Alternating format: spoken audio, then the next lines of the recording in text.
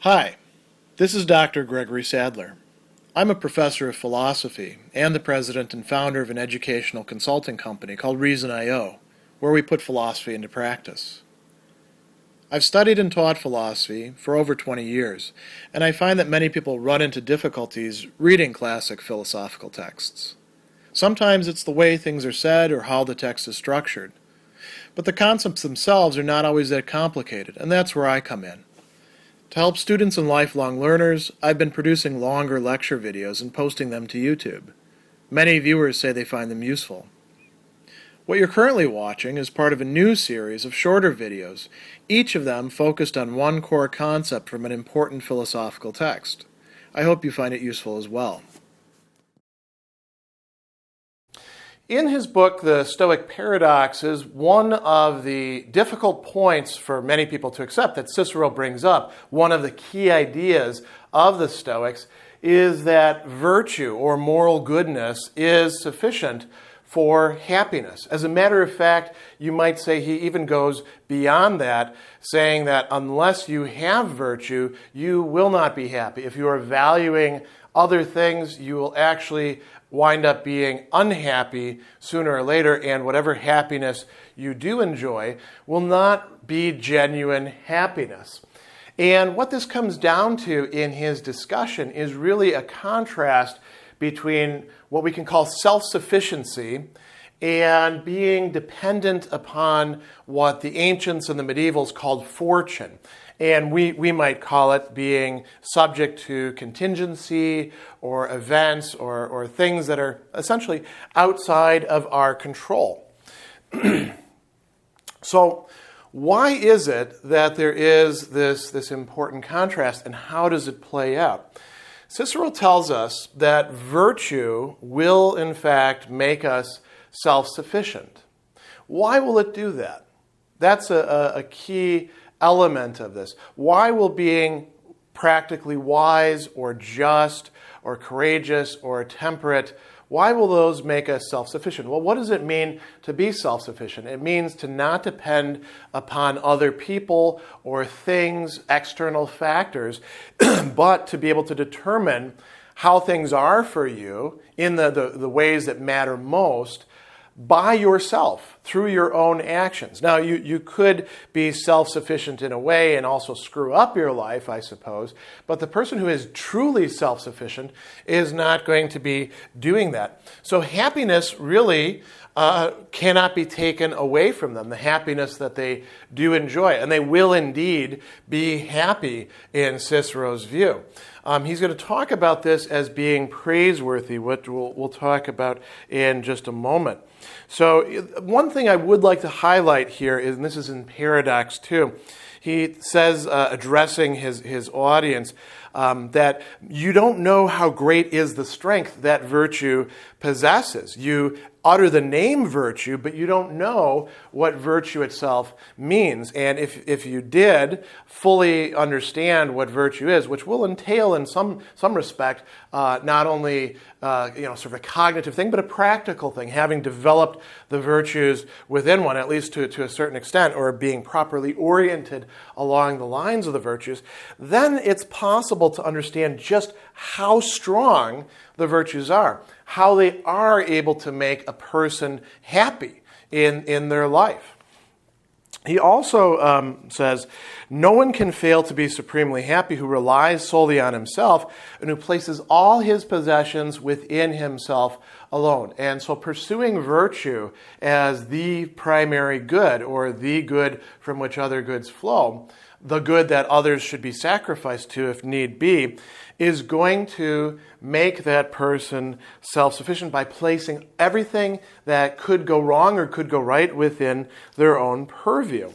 Now, by contrast, he talks about fortune, those who place their hopes, their desires in fortune, in things outside of their control, in random events, in the workings of the world, in the proverbial wheel of fortune that raises some up and lowers others at the same time.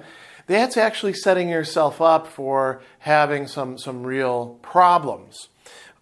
He says, those who hang their hopes entirely on fortune can have nothing certain.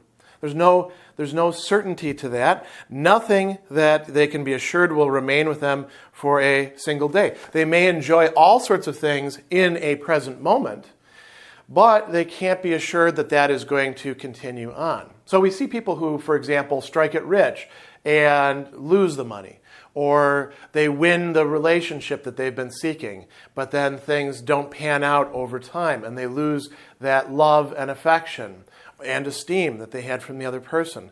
There's all sorts of things that can be taken away from us.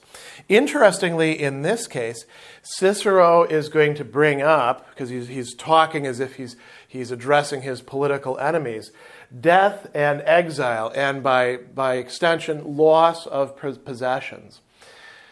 Now, the ordinary person who is placing his or her hopes in the realm of fortune is going to be very threatened by death. And probably you can use it to coerce them into doing whatever it is that you wish them to do. So Cicero is going to tell us how that's not an issue for him. Likewise, exile, having to go away from where you are accustomed to live, the place that you are familiar with, and that whole network of relationships that you have built up over time. When we might think about this in our own time, not only in terms of physical space or a particular country, but even in terms of virtual space. If you get kicked off of Twitter, right, that's a kind of exile. It's a sanction that people are imposing on you. Loss of possessions. Anything that we have that is a possession can be taken away. This chalkboard could be taken away, could be destroyed, could fall apart. You know, these lights, this book, this tie. Any of these things can go away at any moment. And we can try as much as we wish to safeguard them. You know, we can hire a personal security firm or have an alarm or, you know, put our clothes in mothballs or whatever we like. Bind our books in fancy bindings, you know, and make sure that it's on special paper. None of that guarantees that any of those things won't be destroyed or be taken away from us and turned to somebody else. So if we subject ourselves to fortune, we not only subject ourselves to the physical world, but we also subject ourselves to the whims and desires of other people. And there are going to be certain consequences to this. Cicero says people think that they're going to be happy, they're going to be beatus, they're going to be blessed, and they're going to flourish if they have enough of these sorts of goods of fortune. But that's not really the case. Instead, what they're likely to end up feeling, besides momentary happiness or momentary joy, which is often excessive, is fear. Fear of losing these things, fear when they are threatened, fear about things that aren't even threatening them yet, but they need to think about ahead of time. And then sadness or sorrow when these things are taken away from them or when they are imposed on them, like exile. And they'll also feel desire and lusts, as he says, cupiditas, for these things. They are going to be driven. They're going to be subjected to them.